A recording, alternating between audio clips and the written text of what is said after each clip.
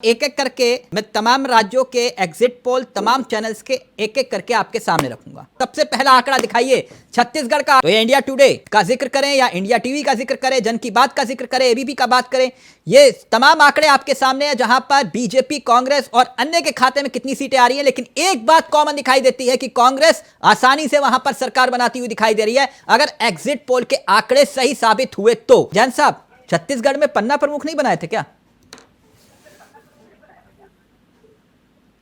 देखिए चावला जी, भारतीय जनता पार्टी किसी भी चुनाव को हल्के में नहीं, वो तो सब पूरा दुनिया जानती है, देश जानता है। और पूरी मेहनत के साथ भारतीय जनता पार्टी हर एक चुनाव को लड़ती है। नहीं, ये छत्तीसगढ़ में क्या चक्कर है?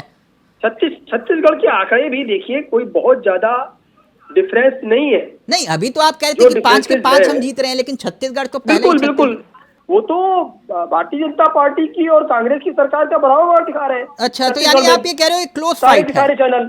ठीक है शर्मा जी, बिल्कुल। जैन साहब कह रहे हैं कि आंकड़े कुछ भी हो लेकिन सरकार हम ही बनाएंगे। ये बात तो भाजपा के नेता कह सकते हैं, क्योंकि जहाँ नहीं, जैन साहब मुस्कुरा भी गए। भाजपा जहाँ खुद लड़ती है वो वहां पर ईडी सीबीआई को भी लड़वाती है।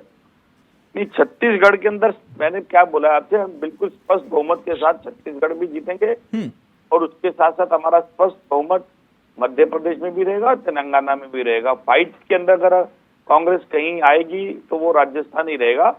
राजस्थान में मेरा मानना है कि थोड़ी अप डाउन फाइट हो सकती है। छत्तीसगढ़ के बाद अजब है गजब वाले प्रदेश में चलते हैं। 100 से 123 कांग्रेस, 102 से 125 और अन्य यानी कि अदर्स 0 से 5। रिपब्लिक टीवी का जिक्र करें तो उसका भी दावा यह है कि 118 से 130, 97 से 107 और अन्य 0 से 2।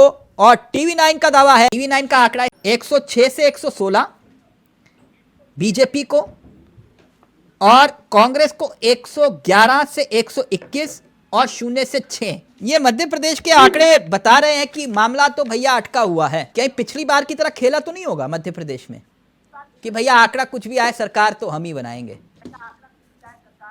नहीं चावला जी, चाहे मध्य प्रदेश हो, छत्तीसगढ़ हो, राजस्थान हो, हम पहली बात तो ये है कि जो बहुमत का आंकड़ा है उससे अधिक सीटें लेकर के आ रहे हैं।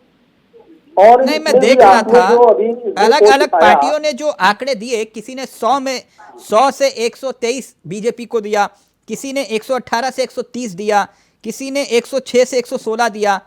और वहां तो मुकाबला फंस जाएगा अगर 100 से 110 के बीच में आए तो। आप चाहे धारा 370 वहां पे हटाना रहा हो, चाहे अभी G20 सम्मेलन रहा हो, चाहे चंद्रयान की सफलता रही हो, तमाम सारे काम जिस प्रकार से किए गए और अंतर्राष्ट्रीय स्तर पे भारत देश की जो छवि, आप ये कह रहे हो कि चंद्रयान के नाम पर वोट पड़ा आपको?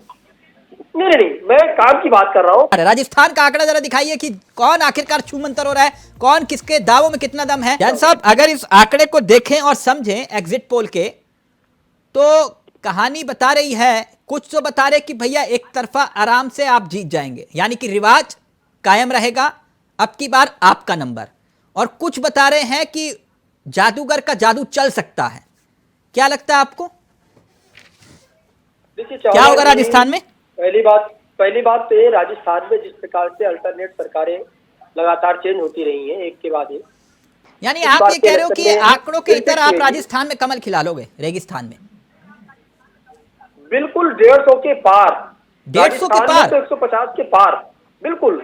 तो वसुंधरा जी मुख्यमंत्री बन रही है? 130 नहीं, देखिए मुख्यमंत्री कौन बनेगा अभी कोई तय नहीं है। अच्छा, वसुंधरा जी का तय नहीं है। स्थान का आंकड़ा क्या तस्दीक कर रहा है कि मुकाबला फंसा हुआ है या फिर आराम से बीजेपी सरकार बना लेगी?